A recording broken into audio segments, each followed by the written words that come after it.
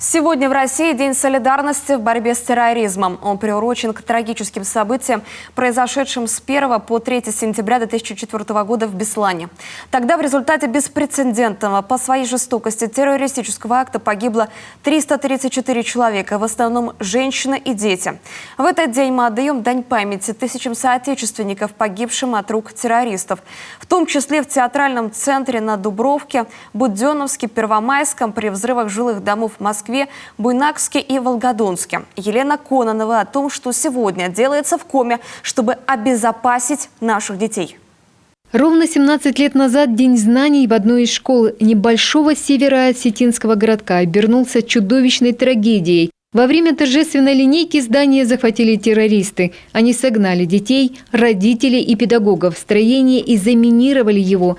3 дня удерживали 1100 человек в качестве заложников. В основном это женщины и дети. На протяжении 3 дней они оставались без воды и еды. Хотя в ходе штурма большинство из них были освобождены, в результате теракта все же погибли 314 человек. 186 из них – дети. Самому младшему едва исполнилось 2 года. Даже спустя столько лет после кровавых событий в Беслане невозможно сдержать слезы. Этот день, 3 сентября, в России скорбная дата. В память о погибших в небо выпускают белые воздушные шары.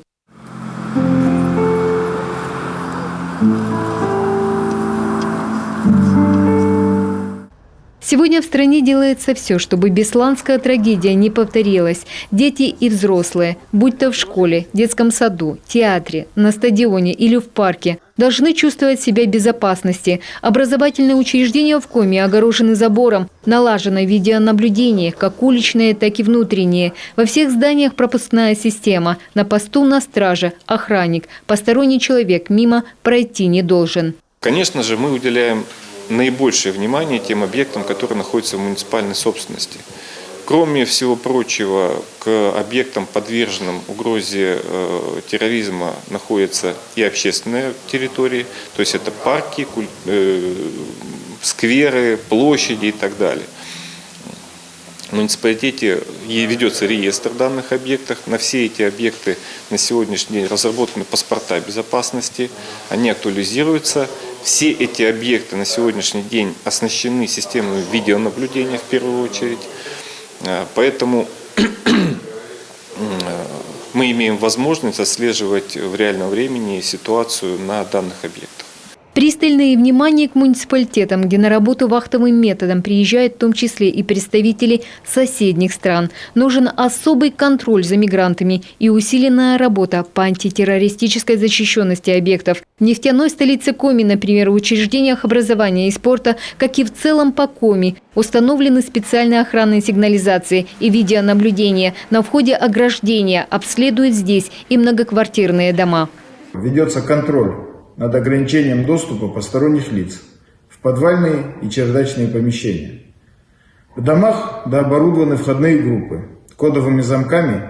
Также собственники некоторых жилых помещений устанавливают систему видеонаблюдения. И, как показывает практика, в таких домах совершается меньше противоправных действий.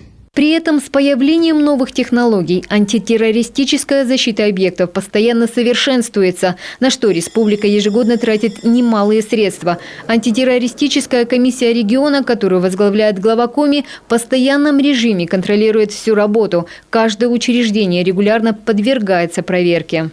После того, как на объект Росгвардия отрабатывает, они составляют акт о выявленных недостатках, направляют нам в комиссию. Мы, соответственно, это дело анализируем, смотрим. Росгвардия контролирует ход устранения, а мы на комиссии в случае необходимости, если работы не выполняются или недостаточно эффективны, мы эти вопросы дополнительно рассматриваем, ну и, можно сказать, заставляем активнее работать в этом направлении. Кроме того, в муниципалитетах регулярно проходят учения. Власти на местах отвечают за то, как обеспечена защита населения.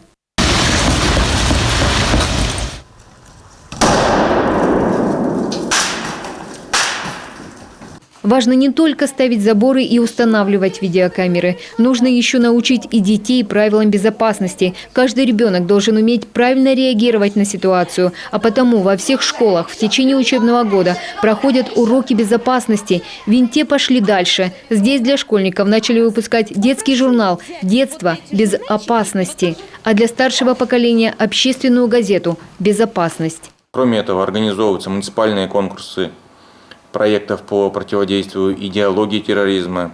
Работы интинских ребят занимают призовые места как на республиканском, так и на федеральном уровне. Это правильный подход.